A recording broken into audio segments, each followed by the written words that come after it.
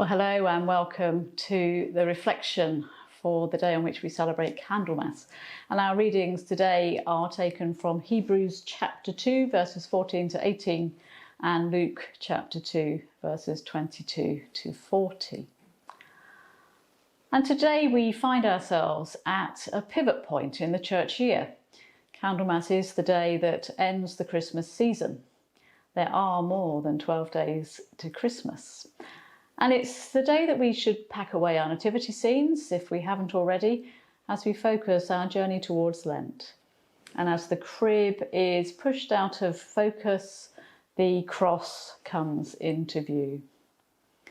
And our focus of Jesus' birth recedes as we move towards his passion and his death.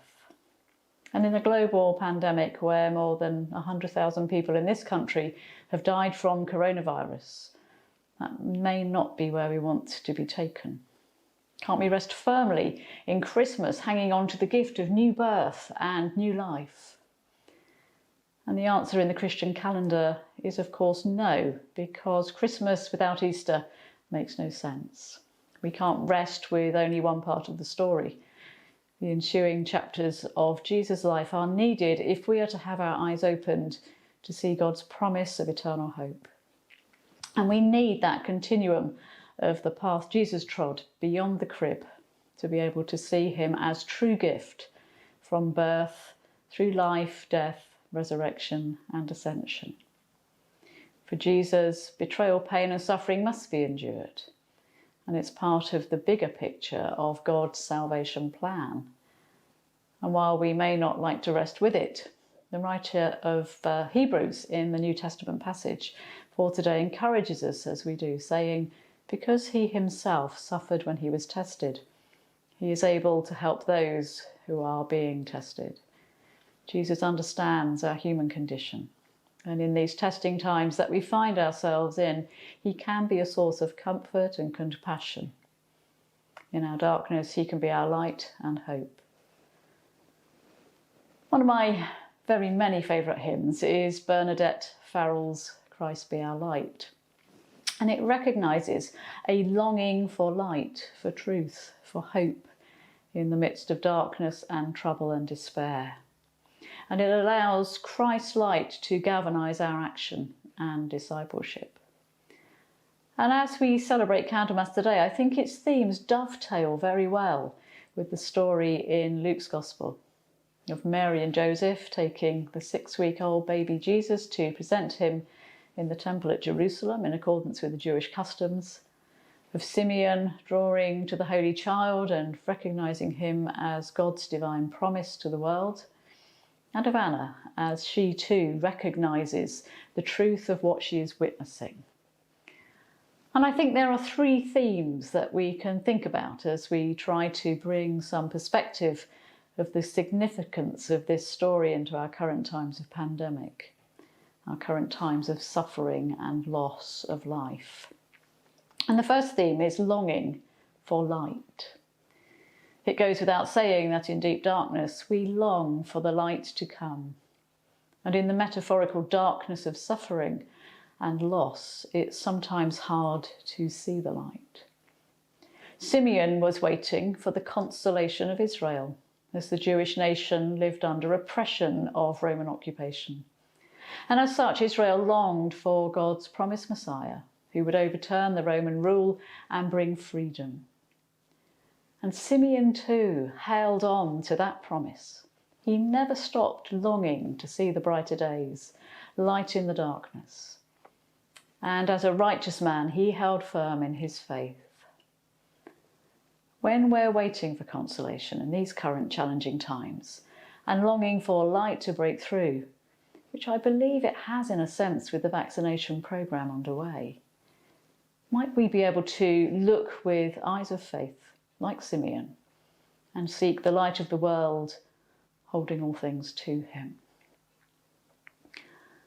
The second theme is longing for truth.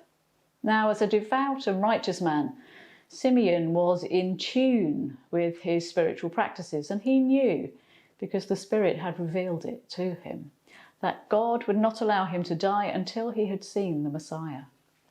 And he longed for the truth of that moment.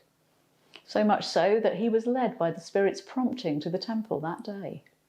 And in his encounter with the babe in his arms, he realised the truth of God's promised Messiah, that he was the light of the world, the light for all people.